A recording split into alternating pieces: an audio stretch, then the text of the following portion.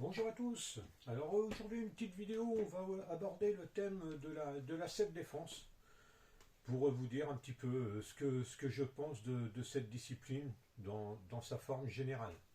Alors avant tout, eh bien, je tenais à remercier toutes les personnes qui se sont abonnées.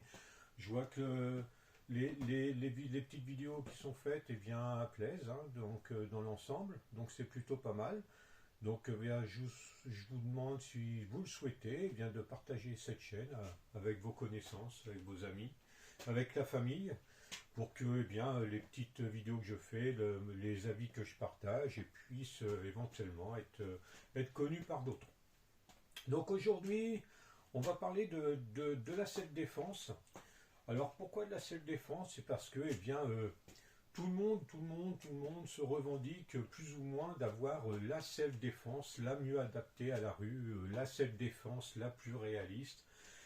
Bon, c'est normal, quand on défend son petit bout de gras, c'est normal que l'on fasse en sorte de promouvoir la discipline que l'on pratique. Néanmoins, eh bien, on se rend compte que en self-défense, lorsqu'on tombe sur des vidéos, par exemple, eh bien, on se rend compte qu'il peut y avoir beaucoup de choses qui ne sont pas cohérentes et qui ne sont pas réalistes en combat réel.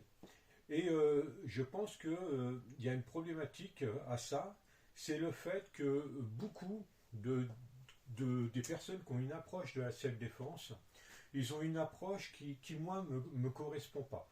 C'est-à-dire, ils partent du principe, par exemple, certains partent du principe que la base de la self-défense, c'est l'observation, pour éviter le conflit, pour éviter des choses comme ça. Alors c'est vrai que l'observation, c'est intéressant. C'est vrai qu'il faut être capable d'être ouvert à son environnement. Ça, c'est un fait. Mais tout miser sur ça, par exemple, dire que la grande partie de la self-défense, c'est l'observation, eh bien, c'est un petit peu pour moi erroné. C'est un petit peu ne pas être sur le bon chemin. Parce que ça veut dire qu'il n'y a que 30 ou 20% de la self-défense qui serait que technique de frappe, par exemple, que technique de frappe. Et ça, c'est un petit peu réducteur. Parce que pour moi, la self-défense, c'est pas de l'observation, c'est pas de la technique pure de frappe. Pour moi, la self-défense, ça doit être de la mise en situation. C'est ce qui fait qu'on est apte à réagir à une agression au combat de rue. C'est la mise en situation. Et souvent, ce paramètre-là, il est oublié. Ou il est abordé de manière assez, pas subtile, mais assez diffus. Il n'est pas assez approfondi. J'espère me fait bien comprendre. Et pourquoi la mise en situation, pour moi, c'est ce qu'il y a de plus important? Eh bien, c'est parce que ça permet d'être le plus réaliste possible dans la technique que l'on propose face à une agression. Mais pour que ça soit possible, eh bien, il faut avoir soit été entraîné par une personne qui connaît ce qu'est la rue, ce qu'est l'agression de rue, parce que pour moi, il n'est pas envisageable qu'une personne qui donne des cours de self-défense, et si la seule chose qu'il a connue, eh bien, c'est les tatamis, les salles aseptisées, pour moi, c'est très problématique à comprendre. Très problématique à comprendre comment on peut aborder le combat de rue, l'agression de rue, sans soit ne l'avoir vécu, c'est-à-dire avoir une expérience réelle de vie qui a fait qu'on a été confronté quelquefois à des situations de rue, des agressions de rue, des combats de rue. Je ne parle pas de bagarres de bar, je parle de vrais combats de rue, de vraies agressions de rue. Donc on a été confronté à ça, on a une expérience à ça, on l'inclut dans sa discipline sportive, martiale ou pied-point, tout ce que l'on veut, quoi, discipline de combat, on l'inclut à ça, on essaye d'en faire quelque chose de réaliste, et là ça peut éventuellement être quelque chose de bien, parce que on doit aller plus loin que ça dans la démarche. Mais déjà, ça permet d'avoir une vraie base pour commencer à proposer des choses intéressantes. Si la personne, la seule chose qu'elle a fait, c'est du tatami et du ring, et qu'elle se met à faire, à expliquer aux gens comment, je vais vous apprendre comment on fait pour se défendre dans la rue, pour répondre à une agression, moi personnellement ça me pose problème. C'est mon avis, mais moi personnellement ça me pose problème. Après, il y a une autre démarche. pour aller vers quelque chose de crédible dans ce que l'on va proposer. C'est-à-dire de faire, comment je vais pouvoir l'expliquer pour pas me foutre en avant, moi, ça. C'est d'avoir, par exemple, une expérience de vie qui a fait que on a eu un peu et on a été un peu confronté au réalisme de ce qu'est la dureté de la rue. On a eu sa pratique martiale, sa pratique sportive, de sport de combat. Et en plus, à un moment, eh bien, on s'est dit, bah, je vais le dire, moi, c'est ma démarche. Moi, c'est la démarche que j'ai eue. Et à un moment, on se dit, moi, il y a quelques mois, je suis parti dans le sud de la France et j'ai été voir les gens qui sont confrontés à ça. C'est-à-dire, j'ai été m'entraîner avec des gens qui sont professionnels dans la sécurité événementielle, sécurité rapprochée. Donc j'ai été vers eux parce que eux, ils sont confrontés régulièrement à ça. Et faire cette démarche-là, elle est aussi importante parce que ça permet de se faire une remise en question sur ce que l'on connaît, de faire une remise en question sur les certitudes que l'on peut avoir. Et ça permet bien d'avoir un panel large de la vision que l'on peut avoir de l'agression de rue et du combat de rue. Et ça, c'est pas pour ça qu'on a la vérité absolue, mais ça permet de pouvoir proposer quelque chose qui est dans le maximum du réalisme et au plus près de ce que peut être une agression de rue et le combat de rue. Et c'est ça qui est réellement important.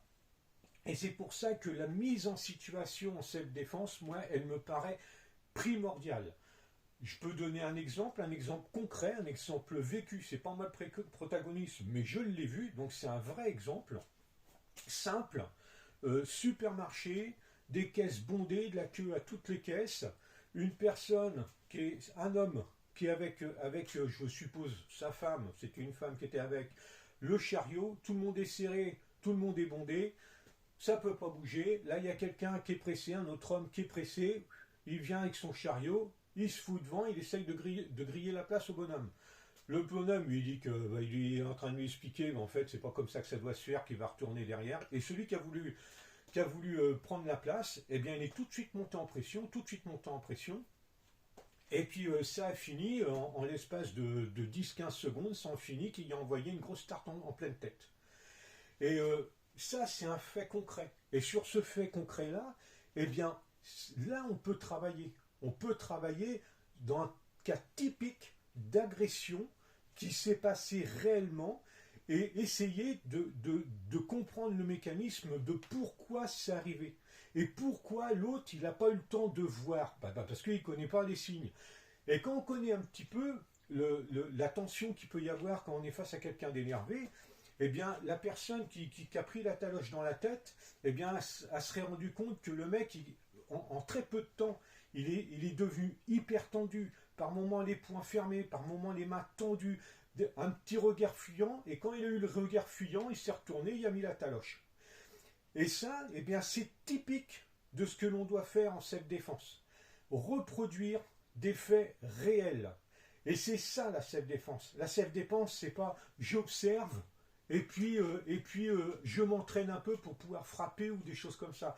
La self-défense, c'est de la mise en situation sur des cas concrets et réels. On essaye d'y réfléchir et on essaye de le reproduire avec un maximum d'intensité. Et c'est comme ça qu'on s'approche un peu de ce que peut être le réalisme d'une agression de rue, parce qu'on ne s'y approchera vraiment on s'y approchera jamais, parce que on sait que l'action va arriver, on sait que l'on va faire telle chose pour contrer cette action-là, mais il faut y apporter le maximum de réalisme, c'est-à-dire qu'à un bout d'un moment, votre partenaire, il faut qu'il vous bourre dans la tête. Il faut qu'il fasse comme si vous voulez vous démonter. Et vous, eh bien, vous devez faire en sorte de sortir de cette situation-là. Et c'est comme ça qu'on apporte du réalisme. S'il faut mettre des protections, on met des protections, mais au bout d'un moment, eh bien, il faut que ça envoie. Et lorsqu'on veut travailler avec un peu de réalisme pareil au couteau, quand on s'entraîne au couteau d'entraînement par exemple, eh bien il y a des choses qu'il faut savoir, c'est que si par exemple lorsque vous mettez du réalisme, lorsque l'autre il veut vraiment vous rentrer dedans, vous arrivez à bloquer un blocage dur. Moi je suis pour le blocage dur, après c'est mon avis, hein. Un blocage dur ça permet quand même de créer un signal dans l'autre, dans la tête de l'autre, comme quoi, parce que ça fait mal un blocage dur, et une frappe après en pleine tronche. Eh bien ce blocage dur, cette frappe en pleine tronche, si quand vous apportez énormément de réalisme à l'attaque, eh bien quelquefois le couteau, sur des répétitions, le couteau, il pique. Et pourtant vous le répétez, vous savez le faire. Et pourtant le couteau il pique. Eh bien juste ce petit indice-là, en combat réel, en agression réelle au couteau, vous auriez été planté. Pourquoi? Parce qu'il y aurait eu l'effet de surprise de l'attaque, l'effet de surprise de l'attaque, le stress que ça va vous engendrer tout de suite sur justement la surprise et qu'il a un couteau dans les mains, eh bien ces deux paramètres-là, ils vont faire que l'erreur que vous avez faite en entraînement, parce que votre blocage n'était pas bon, il n'était pas assez dur, ou vous étiez mal positionné par une bonne distance, eh bien en combat réel, vous auriez été planté. Et donc ça, c'est pour ça qu'il faut faire de la mise en situation avec un paramètre de réalisme le plus important possible. Et pour moi, la self-défense, si elle doit exister réellement, elle doit exister comme ça, avec cette approche-là. Et moi, c'est ma vision des choses. Et je suis un peu à contre-courant avec ce que l'on peut entendre. Mais pour moi, la self-défense, c'est de la mise en situation le plus réelle possible. Et en partant du principe, lui m'attaque comme ça et je fais comme ça, en partant du principe, je suis l'agresseur, comment est-ce que j'attaque? J'aurai à faire cette agression-là, comment je la ferai? Et on se rend compte qu'en partant de ce principe-là, eh bien on arrive à des choses très basiques. Pourquoi? Parce que les agresseurs, eh bien, c'est pas des spécialistes des sports de combat, c'est pas des champions du monde de MMA ou de Jiu-Jitsu, de ce que vous voulez, c'est des gens qui peuvent éventuellement avoir des bases en combat, mais c'est des gens qui sont très primaires, c'est-à-dire c'est des gens qui vont aller au plus simple, à l'essentiel, par surprise, par vif, et il faut que ça dure le moins longtemps possible et qu'ils prennent le moins de risques possible. Et on prend ces paramètres-là, on essaye d'en faire quelque chose, une attaque qui peut être réalisme, et on se rend compte qu'après, eh bien, en termes de gamme d'attaque, eh bien, on limite énormément les possibilités d'attaque, parce que ça va vraiment à des choses très simples. Et il faut que la réaction, pour moi, il faut que cette réaction-là, elle soit aussi simple, parce qu'en étant simple et en étant répétée, c'est ce qui fait qu'elle peut devenir instinctive. Les choses compliquées, les techniques compliquées, c'est très dur pour les emmener à quelque chose d'instinctif. Instinctivement, on est fait pour faire des choses simples face à une agression, face à un combat. Donc voilà le petit point de vue que je voulais partager avec vous. Et puis, j'espère que ça vous intéresse et puis que vous partagez ou pas mon point de vue. Hein. Comme d'habitude, hein, je le répète, je l'ai dit dans la vidéo d'avant, moi mon but c'est pas de convaincre, c'est juste de partager un point de vue. Donc voilà les amis, je vous souhaite bonne fin de journée. On est 8 mai aujourd'hui, donc un bon 8 mai pour vous. Si vous la voyez plus tard, eh bien tant pis. Et puis n'hésitez pas à vous abonner, à liker, à partager tout ça, à faire des commentaires et à en parler de cette petite chaîne autour de vous. Merci à tous, bonne fin de journée, salut, bye.